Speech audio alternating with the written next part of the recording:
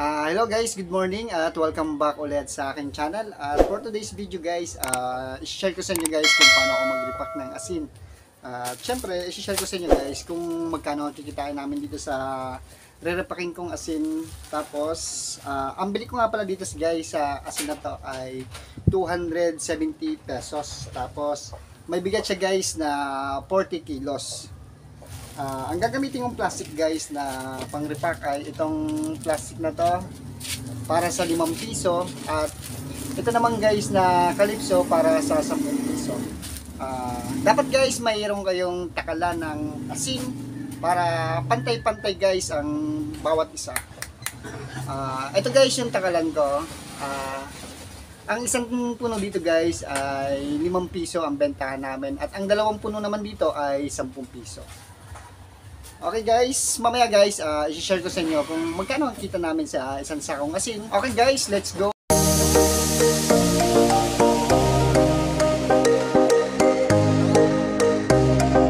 Okay guys, papakita ko sa inyo guys yung asin na re-repacking ko.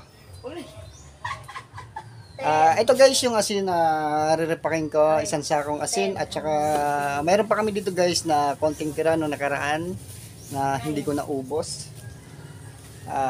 Okay guys, buksan ko na guys para umpisahan na natin ang pagre-repack.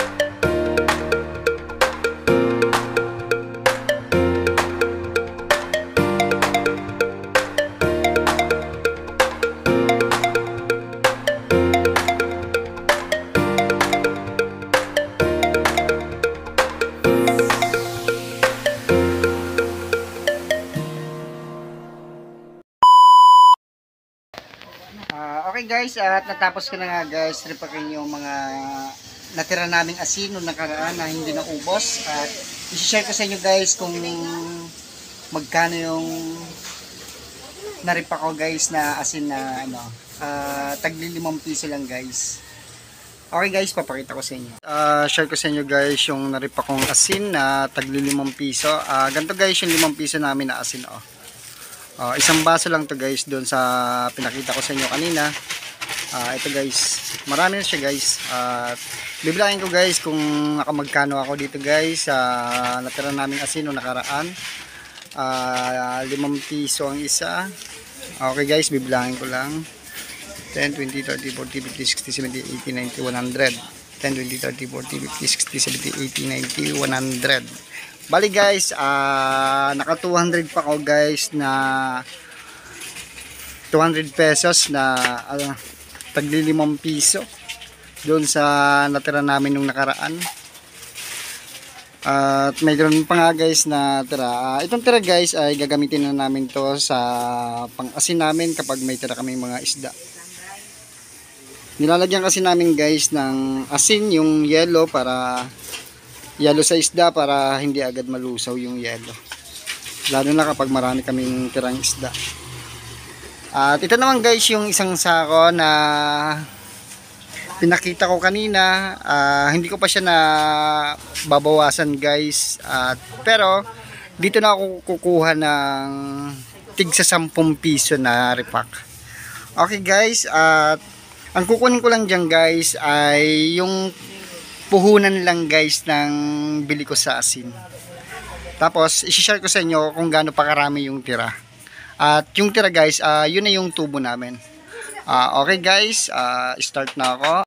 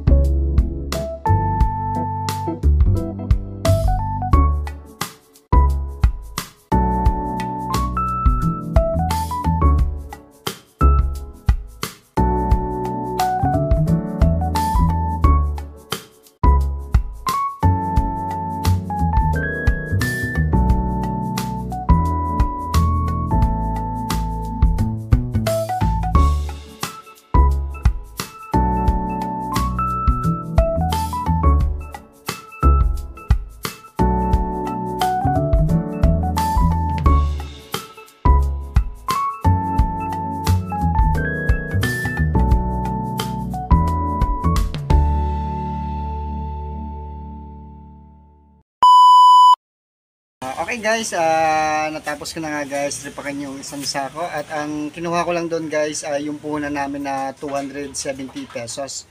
270 pesos kasi guys ang bilhin namin dito sa isang sakong asin at Doon sa naripak ko guys, yung puhunan lang guys ang kinuha ko kasi medyo marami na. Nakaripak na rin ako guys ng tagli 5 pisong asin doon sa una naming asin na hindi na ubos sa pagripak. Okay guys, papakita ko sa inyo guys kung ilan yung naripak ko doon sa isang sakong asin. Okay guys, ito yung niripak ko doon sa isang sakong asin guys na tag sa 10 piso guys. Ito guys yung tag sa 10 piso namin guys. Dalawang ano to guys, dalawang baso. Sa ganto kalaki guys, pakita ko sa inyo. Sa ganto kalaki. Nagripak lang ako guys na binawi ko lang yung puhunan guys doon sa isang sako. Ano to guys, 27 peraso na tag sa 10.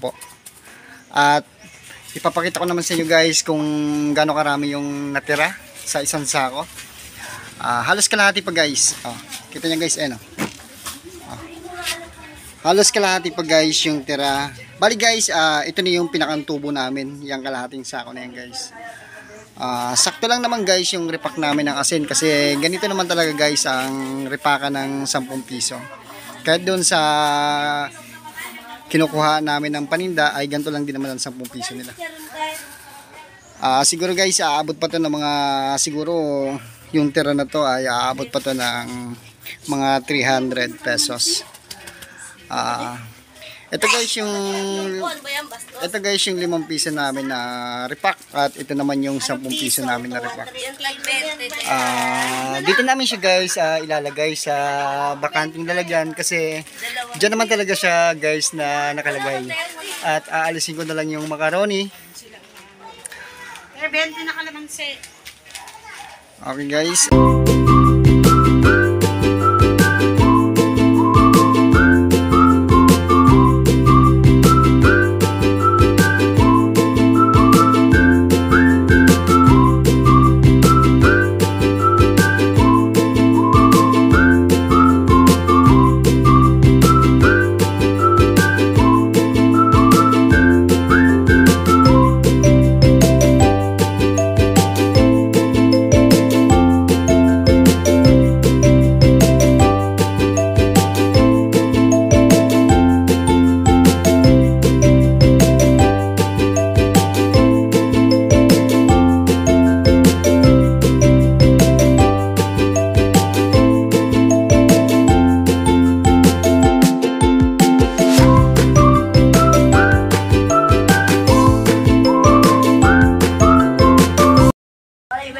Okay guys, hanggang dito na lang ang video na to at kung hindi ka pa nakasubscribe sa aking channel ay mag-subscribe ka na at pindutin mo na rin ang notification bell para lagi kang update sa mga bagong video na i-upload ko.